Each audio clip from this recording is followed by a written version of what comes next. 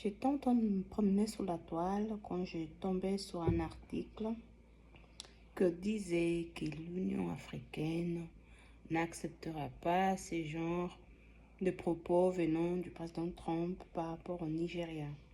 Parce que comme vous le savez, il y a des informations, il y a des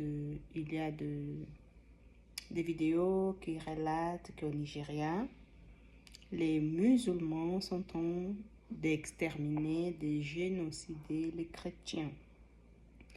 Bon, il y a un pasteur nigérien qui a fait une vidéo, a demandé de l'aide à Donald Trump. Et ce pasteur a demandé aux gens, aux fidèles, à ses abonnés, pour taguer Donald Trump, pour taguer l'administration Trump. Et chose due, chose faite, chose promise, le message est arrivé jusqu'à l'administration Trump.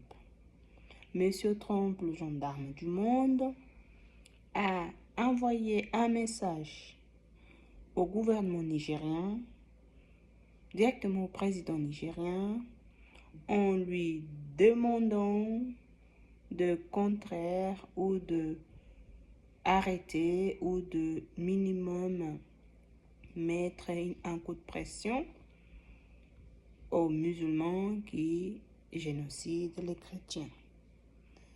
Il a encore menacé d'un ton d'arrogance, d'un ton de supérieur, d'un ton paternaliste.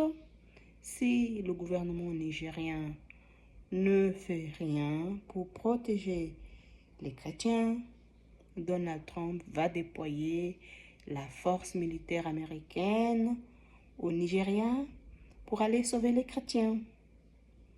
Tiens, l'ironie du sort.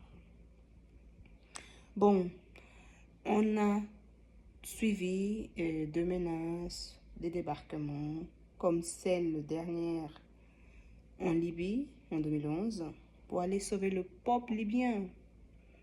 C'était à l'époque Barack Obama, le président des États-Unis, et Nicolas Sarkozy, le président de la France.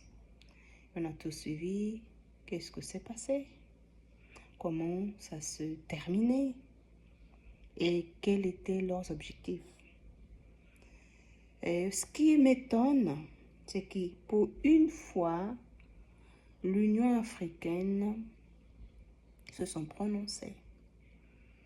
Ils se sont prononcés pour faire savoir à M.